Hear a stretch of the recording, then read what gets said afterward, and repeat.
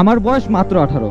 আর এই 18 বছর বয়সে আমি যে একটা জীবন্ত লাশ হয়ে যাব সেটা কখনো ভাবি নাই ভাই। আমি একজন নিম্ন মধ্যবিত্ত পরিবারের সন্তান, তাই হয়তো আমি কখনো স্বপ্ন দেখতে পারবো না, আর দেখলেও হয়তো সেটা কখনো বাস্তবে রূপ নেবে না। ভাই আমি যখন ছোট ছিলাম তখন থেকেই ফ্যামিলির অবস্থা খুব একটা ভালো ছিল না। আমাদের পরিবারের 6 জন সদস্য, আর বাবা শুধু একাই ইনকাম করতো। বাবা যে ইনকাম করতো তা দিয়ে শুধু সংসারটাই ভালোভাবে চলতো। তাই ছোটবেলা থেকেই খুব একটা বড় হওয়ার স্বপ্ন দেখতাম না। মাধ্যমিকটা শেষ করে কোনো একটা ব্যবসা করব। আমাদের গল্পটা শুরু হয় স্কুল জীবনে। তখন আমি ছোটই ছিলাম, ক্লাস 7-এ পড়ি। আমাদের বাড়িও ছিল একই গ্রামে। বয়সটা আবেগের ছিল, আর সেই আবেগ থেকেই ভালো লাগা। তারপর প্রপোজ করার 1 মাস পর ও রাজি হয়ে যায়। বিশ্বাস করেন ভাই, ও যেদিন রাজি হয় সেদিন ওকে আমি প্রথমেই একটা কথা বলছিলাম, তোমার জীবনে আমি ছাড়াও আরো অনেকে আসতে চাইবে, তারা হয়তো আমার থেকে সব দিক দিয়ে পারফেক্ট হবে। সেই দিন তুমি আমাকে ছেড়ে তাদের জীবনে যাবে না তো? ও সেদিন আমাকে কসম করে বলছিল কখনোই আমাকে ছেড়ে যাবে না। আর এই কথাটা শুনে কেন জানি একটা বিশ্বাসের আশ্বাস পেয়েছিলাম। ক্লাস 9-এ উঠে আমাদের ফোনে কথা বলা শুরু হয়। সবসময় কথা হতো, এমন রাত যেত সারা রাত ঘুমাইতাম না দুজন। ক্লাসে গেলেই দুজনের ঘুম পাইতো। এভাবে চলতে চলতে কখন যে ওকে এতটা ভালোবেসে ফেলছি নিজেও জানি না। আমাকে সবসময় বড় হওয়ার স্বপ্ন দেখাইতো, বলতো তুমি একটা ভার্সিটিতে চান্স পেলে আমার ফ্যামিলি তোমাকে মেনে নিবে, তুমি পড়াশোনা করো, তোমার পরিস্থিতি যেমনই হোক আমি সবসময় তোমার পাশে থাকবো। আমি ওকে অনেক বিশ্বাস করতাম, তাই দিন দিন স্বপ্নগুলো বড় হতে থাকে। নিম্ন মধ্যবিত্ত পরিবারের ছেলে হয়, ওকে খুব বেশি কিছু দিতে পারতাম না। টিফিনের টাকা না খেয়ে ওকে SMS কিনে দিতাম। SMS কিনে না দিলে রাতে কথা হবে না। আর মাঝে মাঝে টিউশন ফি এর টাকা দিয়ে গিফট কিনতাম ওর জন্য। এভাবেই মাধ্যমিক পাশ করলাম। এরপর বাবাকে একদিন বললাম, বাবা আমি শহরে যাব পড়াশোনা করতে, আমি ভালো কিছু করতে চাই জীবনে। বাবাও আর না বললো না, কারণ বাবার কাছে সন্তানের ভবিষ্যৎটাই সবকিছু। তারপর আমি শহরে গেলাম, আর ও চলে যায় ওর আপুর বাসায়। তাই আমাদের আর আগের মতো কথা বা দেখা হতো না। এভাবে চলতেছিল সবকিছু। আমিও পড়াশোনা শুরু করলাম, কিন্তু হঠাৎ ফ্যামিলিতে প্রবলেম শুরু হয়। বাবার একটা ব্যবসায় অনেক টাকা লস হয়। তারপর থেকে বাবা আমাকে বেশি টাকা পাঠাতে পারতো না, তবুও পড়াশোনা ছাড়ি নাই।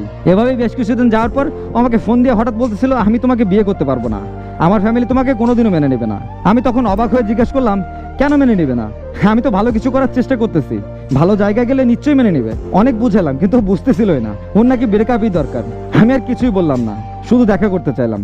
ও রাজি হলো। কয়েকদিন পরে বাসায় আসলাম দেখা করার জন্য। বাসায় আসার সময় রাস্তায় দেখি বাবা ভ্যান চালাচ্ছে। কিছুক্ষণ অবাক হয়ে তাকায় থাকলাম, আর ভাবতেছিলাম এটা কিভাবে সম্ভব। তাড়াহুড়ো করে বাসায় এসে মাকে জিজ্ঞেস করলাম, মা বাবা রাস্তায় ভ্যান চালাচ্ছে কেন? তখন মা কান্না করে বলতেছিল, তুই শহরে যাওয়ার পর আর টাকাগুলো নষ্ট হয়ে যাওয়ার পর একা সবকিছু সামলাতে পারতেছিল না, তোকে অনেক টাকা দিতে হয়, তোর ছোট ভাই বোনকে পড়াশোনা করাতে হয়, তাই তোর বাবা এসব করতেছে। এসব শোনার পরে নিজেকে কেন যেন স্বার্থপরের অপরাধী মনে হইতেছিল। আজ আমার জন্য নিজের সম্মানটুকু সমাজের কাছে বিক্রি করে দিতে হলো। ভাবলাম পড়াশোনাটা বাদ দিব। তৎক্ষণাৎ আবার মনে হলো পড়াশোনা বাদ দিলে তাকে আর পাবো না। সবকিছু ভুলে পরের দিন ওর সাথে আমার দেখা হয়। ওকে সবটা দিয়ে বোঝানোর ট্রাই করি। অনেক কান্নাকাটি করলাম, পা ধরতে চাইলাম, আর বললাম থেকে যাও, আমার জীবনের সব থেকে খারাপ সময় এটাই। তুমি না বলছিলা আমার সব পরিস্থিতি তুমি সবসময় পাশে থাকবা, আজ কেন ছেড়ে যাচ্ছ? তুমি জানো না তুমি পাশে থাকলে আমার সবকিছু সহজ মনে হয়, তুমি চলে গেলে আমি এলোমেলো হয়ে যাব, বাঁচতে পারবো না আমি। আমার বাবা আমার জন্য ভ্যান চালাচ্ছে, তাতে আমার কোনো লজ্জা হচ্ছে না, বরং আমার গর্ব হচ্ছে। জীবনে এমন একটা বাবা পাইছি আমি। ভাই আমি ওরে বুঝাইতে পারি নাই কতটা ভালোবাসি ওরে আমি, আর কতটা দরকার ছিল এই সময়টাতে ওকে আমার পাশে। ও সেদিন আমাকে বলছিল, তুমি যদি আমার জন্য মারাও যাও তাতে আমার কোনো যায় আসে না, আমি তোমার পাশে থাকতে পারবো না, আর কখনো যোগাযোগ করবা না আমার সাথে। তারপর আমার ফোনটা নিয়ে নাম্বার ছবি যা ছিল সবকিছু ডিলিট করে দিয়ে চলে গেল। এরপর 1 মাস তার সাথে কোনো যোগাযোগ হয়নি। 1 মাস পর একটা ছেলে আমাকে ফোন দিয়ে বলতেছিল যে, ভাই আপনি ওরে আর ডিস্টার্ব করবেন না, আমরা কয়েক মাস থেকে সম্পর্কে আছি। কারে বিশ্বাস করলাম আমি?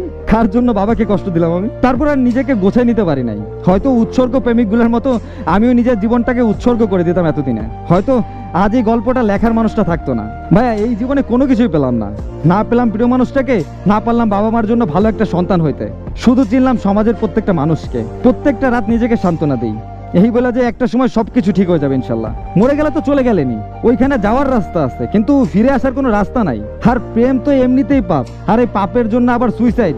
ভুলে এই ডিসিশনটা নিয়েন না ভাই। পরিশ্রম করুন, যে বাবা আপনার জন্য কষ্ট করতেছে তাকে খুশি করার চেষ্টা করুন। সময় কখনো একরকম থাকবে না, এটা পরিবর্তন হবে, শুধু সময়ের অপেক্ষা। আর কাজ করেন, জীবনে সফল হতে হলে প্রচুর পরিশ্রম করতে হয় ভাই।